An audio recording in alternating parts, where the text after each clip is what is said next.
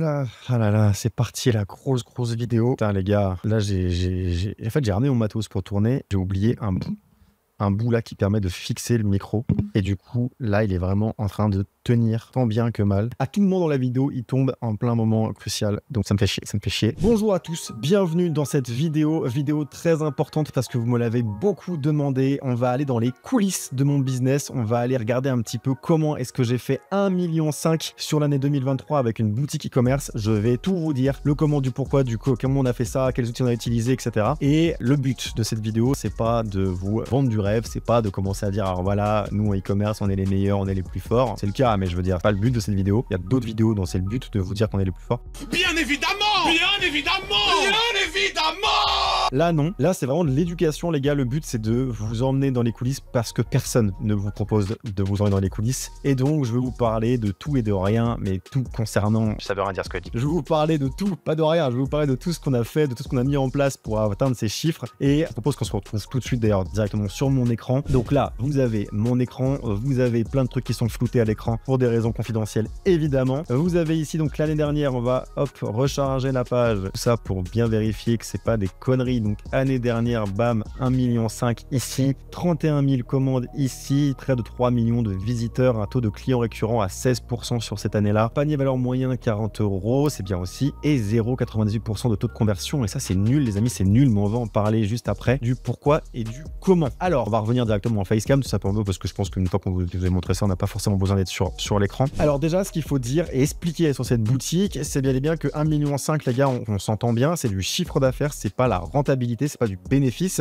Et donc la première information que j'aimerais partager avec vous, c'est que cette boutique-là, elle a 4 ans. Déjà, ça il faut le noter, elle a 4 ans, ça elle tourne depuis environ 2019, donc même 5 ans si on compte 2024 là. Donc ça fait vraiment un moment, donc on n'atteint pas ces résultats du jour au lendemain, en tout cas pas sur ce type de projet. Il faut vraiment du temps pour les stabiliser, pour les emmener à ce type de chiffre d'affaires. C'est le premier point. Et je veux également insister sur le fait que cette boutique-là est très rentable, on en parlera après. Elle a fait 4 mois quand on l'a lancée dans le rouge. C'est-à-dire que pendant 4 mois, on dépensait plus d'argent qu'on en gagnait, donc en publicité, en coûts produits, en TVA et tout le bazar. On dépensait plus d'argent que ce qu'on gagnait. Et pour autant, 4 ans après, cette boutique est une vraie machine à fric. Et ça, je pense que c'est important de le dire, parce qu'il y a plein de gens qui abandonnent trop tôt. Il y a plein de gens qui ont des business qui sont tout jeunes, ça fait 1 mois que ça tourne. Ils ont des ventes pas rentables et au bout du 2e mois, ils abandonnent et ils coupent le projet. Si nous, on avait fait ça pour cette boutique, on se serait assis vraiment sur une mine d'or. Donc ça, c'est le premier point que je voulais évoquer avec vous. C'est super important de laisser du temps et de se battre suffisamment longtemps pour rendre un business rentable, parce que le e-commerce, ça se fait pas du jour au lendemain, malgré tout ce que certains peuvent dire. Il faut du temps pour stabiliser un projet. Et ensuite, les points importants, c'est des canaux d'acquisition. Il y a plein de gens qui peuvent se poser la question, du coup, mais comment est-ce que vous avez fait pour avoir tout ce trafic, d'où ça vient? 60%, on va dire, du trafic vient de Facebook Ads. Meta Ads, voilà, c'est publicité sur Instagram, sur Facebook, purement et simplement. On va dire 20 à 30% viennent de Google Ads, donc de la pub sur Google. Il doit y avoir un petit pourcentage où c'est du Snapchat Ads, tout simplement parce qu'effectivement, on dépense, je crois, de 20 ou 30 € par jour de Snapchat. C'est juste du retargeting et une petite campagne d'acquisition, mais rien de bien sérieux. Snapchat, ça pourrait ne pas être là, que ça changerait pas grand chose, mais on a un petit peu. Et il y a du SEO. Du SEO sur cette boutique, et en vérité, ça représente quand même pas mal parce qu'on le voit, on a beaucoup de trafic qui vient du SEO et ça permet de faire une passerelle intéressante vers le taux de conversion de la boutique en ligne qui est bas, qui est en dessous des 1%. En fait, c'est pour 2 raisons. La première raison, c'est que cette boutique diffuse notamment en Espagne et en Italie de la publicité. Et sur ces pays-là,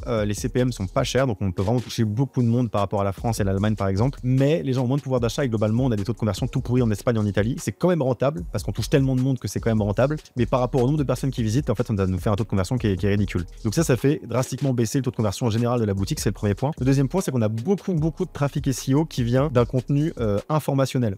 Et ça malheureusement, ça a effectivement un impact. C'est qu'en fait, on a plein de blogs qui traitent des thématiques dans notre boutique et qui en fait ne convertissent pas ou très peu, et où on a beaucoup de trafic. Et donc ça fait naturellement baisser le taux de conversion aussi de la boutique sur Shopify. Pour revenir rapidement du coup sur les canaux d'acquisition, il faut savoir que cette boutique a fait au moins 1 an, voire 1 an et demi, uniquement avec de l'acquisition sur Meta, et donc était rentable uniquement sur Meta. Donc ça, c'est pour ceux qui se posent la question de quand est-ce qu'on fait du multicanaux et est-ce qu'un seul canal peut suffire? Oui, un seul canal peut suffire, c'est juste que votre business, il est très fragile quand il est sur un seul canal, et dès que vous voulez commencer à apporter de la croissance, c'est important de multiplier les canaux. Toutefois, et ça ça j'insiste, même si on a lancé des campagnes Google Ads bien plus tard, ce qu'il faut lancer très rapidement, c'est la campagne de branding sur Google, à savoir une petite campagne à 2-3 euros par jour où vous mettez juste les mots-clés de votre marque, le nom de votre marque directement pour être sûr d'apparaître en premier quand les gens écrivent le nom de votre marque. Et après, vous prenez un peu tous les trucs dérivés, nom de votre marque plus avis, nom de votre marque société, enfin tout ce bazar-là, pour être sûr que tous les gens qui font des recherches sur vous tombent sur votre boutique. Ça, c'est important et c'est un tout petit budget. Donc moi, j'appelle pas ça du multicanaux, c'est juste, entre guillemets, la campagne de branding Google, elle est indispensable à mes yeux. Pour atteindre ces différents résultats, j'aimerais vous parler un petit peu de nos focus. Pour avoir du coup, nos focus sur cette boutique, c'est pas bien compliqué. On a 2 focus très importants. C'est l'optimisation du site, donc faire en sorte que tout soit bien clair, faire en sorte qu'il y ait du mouvement sur le site avec les bannières qui bougent, les offres qui changent, faire en sorte qu'il y ait bien les best-sellers qui remontent, qu'il y ait quand même des nouveautés, etc. En bref, donc optimiser le site, on a beaucoup de focus là-dessus, faire en sorte que la plateforme de réception finalement soit bien. Ça, c'est important. On teste beaucoup de choses, d'offres différentes, de petites techniques, etc. Et le deuxième focus qui fait toute la différence, c'est une focus sur la créative publicitaire. Ça, j'en parle jamais, j'en parle tout le temps, mais je ne le dirai jamais assez. Voilà, c'est ça que je cherche à dire. Je ne le dirai jamais assez. Les créatifs publicitaires, c'est le nerf de la guerre, surtout dans notre cas quand vous faites de la pub sur Facebook. Ça, c'est vraiment le plus important. Et donc, on met un gros focus là-dessus. Donc, ça veut dire quoi mettre un gros focus là-dessus? Ça veut dire qu'on fait beaucoup de choses nous-mêmes, des images, des compositions d'images avec Canva, du Photoshop, etc. On teste beaucoup de pubs. Et à côté de ça, on fait également réaliser des publicités, des vidéos UGC, etc. par des prestataires et différents prestataires pour vraiment avoir différentes approches, différentes pattes, et voir un petit peu, tester beaucoup de choses, voir ce qui va vraiment le mieux fonctionner. Aujourd'hui, on a même trouvé, on va dire, une recette. On a nos prestataires préférés. Sur cette boutique-là, on n'a plus que 2-3 prestataires qu'on contacte souvent pour faire réaliser des vidéos publicitaires. Mais en tout cas, le point important que vous devez retenir, c'est que la créative publicitaire, quand vous faites de l'acquisition par Meta Ads, c'est le de nerf de la guerre, ne le sous-estimez pas. Donc, vous devez avoir un focus là-dessus. Tout le reste, presque, est dérisoire. C'est pas du tout le plus important. Vous devez stabiliser votre acquisition. Ça, c'est important. Ça, il faut que vous avancez. Et donc, pour faire ça bien, vous devez avoir un gros focus, je vais y arriver, de créative publicitaire, enfin de la création de créative publicitaire. Un autre point, mais qui va un petit peu avec l'optimisation du site, qui nous a permis sur cette boutique de vraiment exploser et durer sur le temps, c'est de toujours rajouter un maximum de nouveautés. Je peux le dire, c'est une thématique bijoux. Cette boutique-là est une boutique de bijoux. Je ne dirais pas exactement dans quelle thématique, mais en tout cas, c'est des bijoux qu'on vend majoritairement. Mais c'est 80% de notre chiffre d'affaires. On a toujours rajouté presque continuellement, presque toutes les semaines, des nouveautés de bijoux. Donc, vous l'aurez bien compris, ça veut dire qu'il y a forcément un peu de dropshipping, vu qu'on peut pas tout stocker. C'est un modèle hybride. On a, on va dire, tous nos best-sellers qui sont en stock, avec du coup notre packaging, nos flyers, la carte de visite et tout le bazar, enfin tout le branding. Tous nos best-sellers sont stockés et toutes les nouvelles références qu'on teste, elles sont sur AliExpress et on fait du dropshipping sur ces nouveaux produits. Et toutes les semaines, on en rajoute. Et si jamais un produit se démarque, hop, on fait des stocks directement auprès de notre agent pour avoir du branding sur ces produits-là. Donc c'est comme ça que c'est goupillé. Et le fait de toujours avoir de la nouveauté sur notre boutique, c'est ce qui fait qu'elle a perduré dans le temps. C'est ce qui fait qu'on a 16% de clients récurrents, tout simplement parce qu'effectivement, les gens reviennent, il y a des nouveautés, etc. En bref, il y a beaucoup d'animations et de nouveautés. Et c'est important de faire vivre votre site pour pouvoir tout simplement avoir suffisamment de matière à traiter et faire revenir les gens, les fidéliser, etc. Autre chose au niveau des produits qui a été important pour nous, du coup, c'est donc dans la thématique on vend des bijoux majoritairement, mais c'est une thématique plus large. Et donc, on a élargi un petit peu nos collections. On s'est éloigné du bijou. On a fait un petit peu du cosmétique. On a fait un petit peu, même si je peux dire, en quelque sorte de la décoration.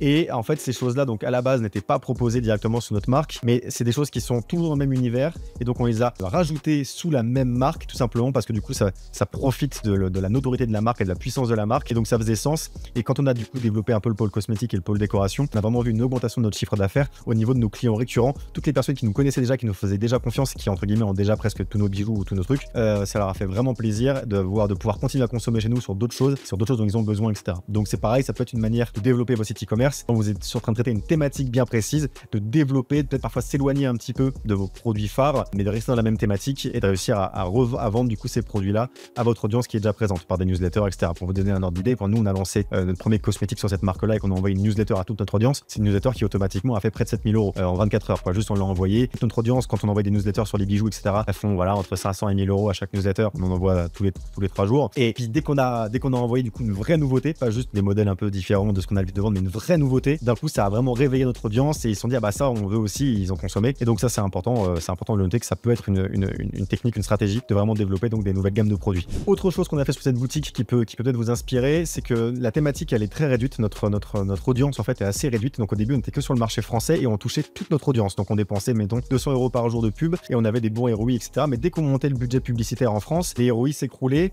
C'est normal quand tu montes le budget publicitaire, mais là il s'écroulait trop. Et donc on avait un petit plafond de verre comme ça en France. On avait essayé beaucoup de choses, etc. pour sortir de ce plafond de verre et on n'arrivait pas. On n'arrivait pas à scale correctement. Donc le premier truc qu'on a fait, bien sûr, c'est scale sur Google, scale un petit peu sur Snapchat, etc. Mais même là, on a atteint des limites et on n'arrivait plus du coup à monter nos budgets sur ces outils-là, sur les canaux publicitaires. Du coup, on a fait ce que nous on appelle un scale horizontal, à savoir, on a fait exactement le même procédé que ce qu'on faisait en France, mais sur des marchés, sur d'autres marchés. On a lancé l'Allemagne, on a lancé l'Italie, on a lancé l'Espagne. On fait les mêmes pubs, juste on les traduit. On fait le même site, juste on le traduit. On vend les mêmes produits, juste on les traduit.